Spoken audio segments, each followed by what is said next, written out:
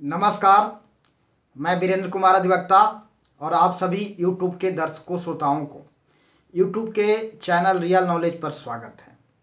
और आज मैं पुनः पूर्व की भांति इस चैनल पर एक जानकारी भरी वीडियो लेकर के उपस्थित हूँ। तो इस रियल नॉलेज चैनल पर आज मैं विज्ञान से जुड़ा हुआ, विशेषकर बायोलॉजी से जुड़ा हुआ एक टर्म पर, एक शब्दावली पर, एक विषय पर, एक टॉपिक पर बात करूंगा। आप सोच रहे होंगे कि रियल नॉलेज चैनल अक्सर दर्शन, साहित्य और यूनिवर्सल ट्रूथ की बात करता। मैं आपको बता दूं कि यह वीडियो सभी के लिए जो दर्शन शास्त्र के अध्ययनार्थी हैं उनके लिए भी उपयोगी होगा, क्योंकि यह यूनिवर्सल ट्रूथ को जानने और समझने में मदद करेगा, यूनिवर्सल ट्रूथ को। और साथ ही यह यहाँ तक कि यह प्रतियोगिता परीक्षा की तैयारी कर रहे विद्यार्थियों के लिए भी उपयोगी साबित होगा, और यह साइंस के विद्यार्थियों के लिए भी उपयोगी साबित होगा, और दर्शन के विद्यार्थियों के लिए भी उपयोगी साबित होगा जो यूनिवर्सल ट्रूथ को जानने का, समझने का प्रयास कर रहे हैं। जी हाँ, यूनिवर्सल ट्रूथ, यूनिवर्सल ट्रूथ, चिरंतन सत्य।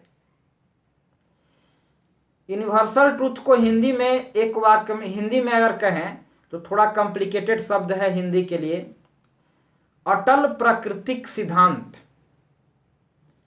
सर्वकालिक और सार्वभौमिक सिद्धांत। अर्थात कि अटल सत्य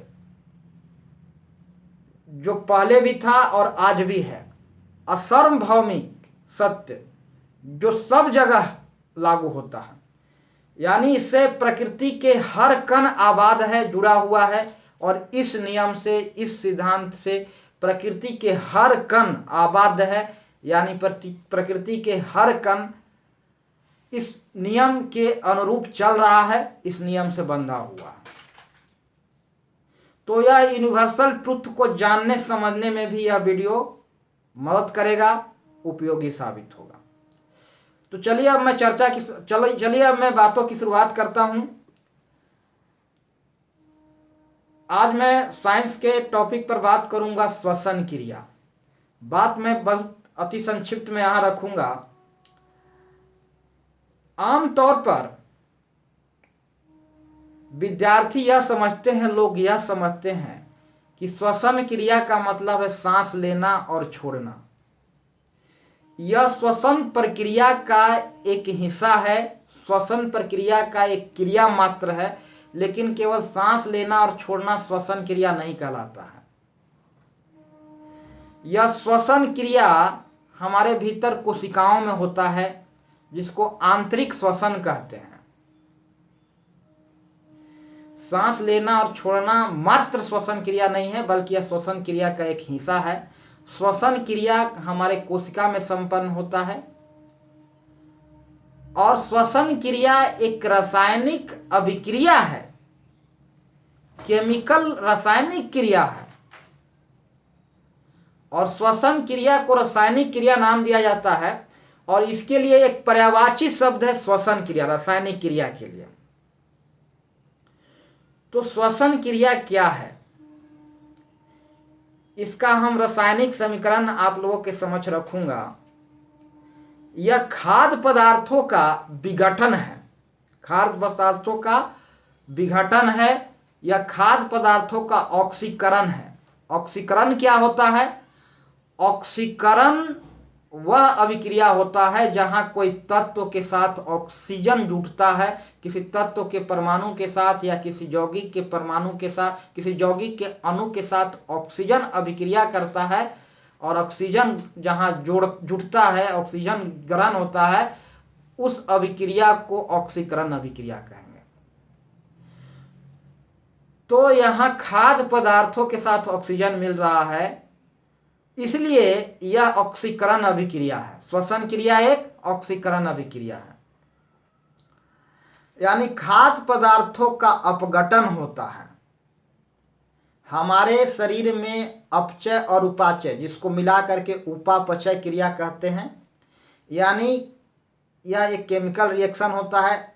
अपचय उपाचय यानी किसी पदार्थ का टूटना और फिर किसी पदार्थ को आपस में जुड़ना, यह अपचय और उपाचय क्रिया मेटाबॉलिज्म क्रिया कहलाता है।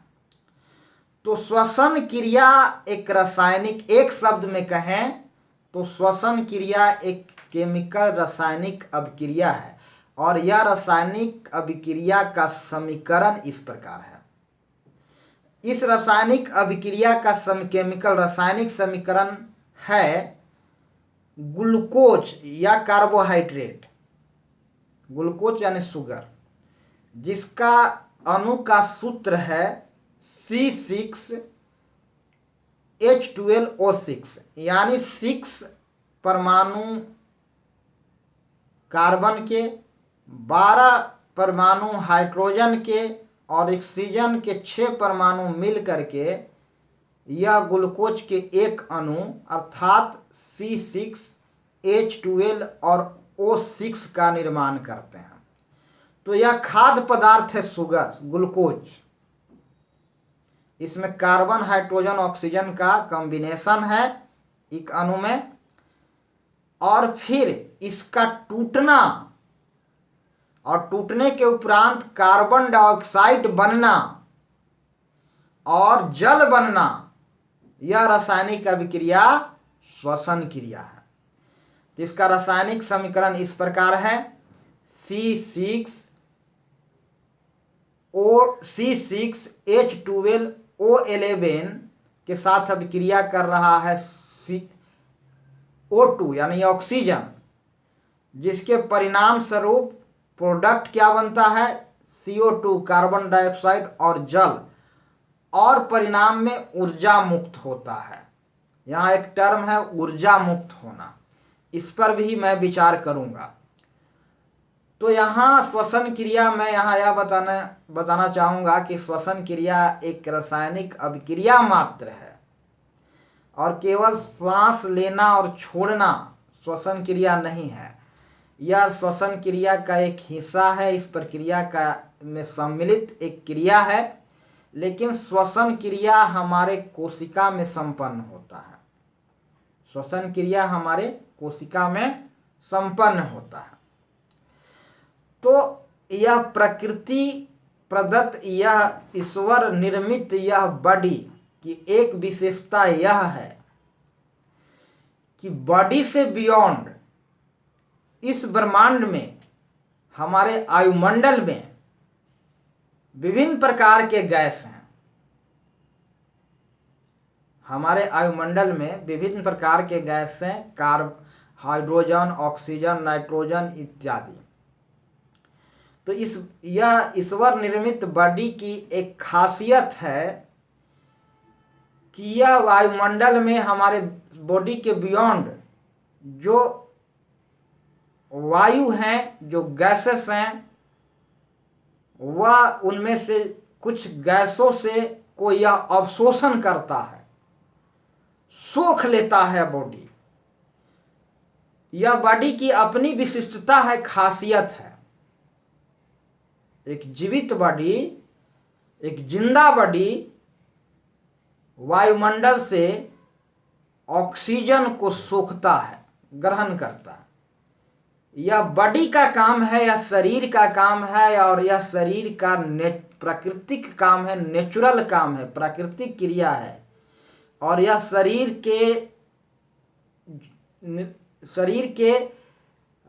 निर्माण, इस निर्माण में, शरीर का निर्माण के कारण यह क्रिया अनवरत अपने आप होते रहता है।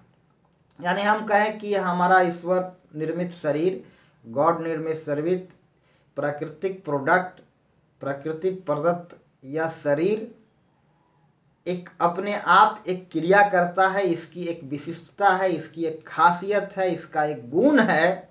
यह विशेष प्रकार का एक ऐसा पदार्थ है बॉडी, एक ऐसा वस्तु है बॉडी, एक ऐसा चीज है बॉडी, जो जीवित बॉडी के मैं बात कर रहा हूं, मृत बॉडी का नहीं, जो वायुमंडल से बाहर के एटमॉस्फेयर से ऑक्सीजन को अवशोष सोखता है। तो बीच में रुकावट हुई, इसके लिए खेद है क्योंकि बिल्ली चली गई थी।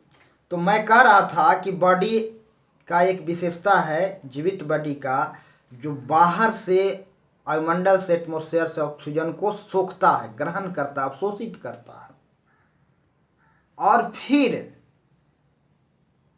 उस ऑक्सीजन के साथ प्रतिक्रिया करके CO2 मुक्त करता है, यानी कार्बन डाइऑक्साइड प्रोडक्ट के रूप में मुक्त करता है। तो ऑक्सीजन को सोख करके उसके साथ बॉडी प्रतिक्रिया करके फिर उससे CO2 का प्रोडक्शन करना, यही श्वसन है।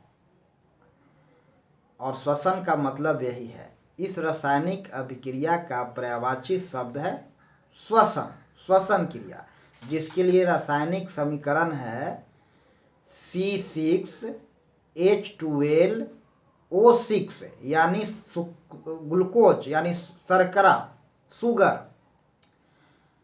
एक अणु का निर्माण करता है और इसका साथ ऑक्सीजन की प्रतिक्रिया होती है O2 का, और इस प्रतिक्रिया के परिणाम स्वरूप CO2 और H2O यानी कार्बन डाइऑक्साइड और जल बनता है, और साथ में ऊर्जा मुक्त होता है। ऊर्जा, जी हाँ, ऊर्जा। ऊर्जा क्या है? ऊर्जा एक कैपेसिटी है, एक क्षमता है जिससे कोई कार्य होता है, कैपेसिटी टू डू वर्क, एक शक्ति। तो ऊर्जा क्या है, इस पर भी मैं आगे एक वीडियो लेकर के आऊँगा नेक्स्ट एपिसोड में, वीडियो का इंतज़ार कीजिए। और अंत में मैं सभी दर्शकों से गुजारिश करना चाहूँगा कि चैनल को सब्सक्राइब करें और जनहित में, समाज हित में वीडियो को अधिकतम लोगों को शेयर करें। तो अंत में मैं सभी दर्शकों को प्यार भरा नमस्कार बोलना चाहूँगा।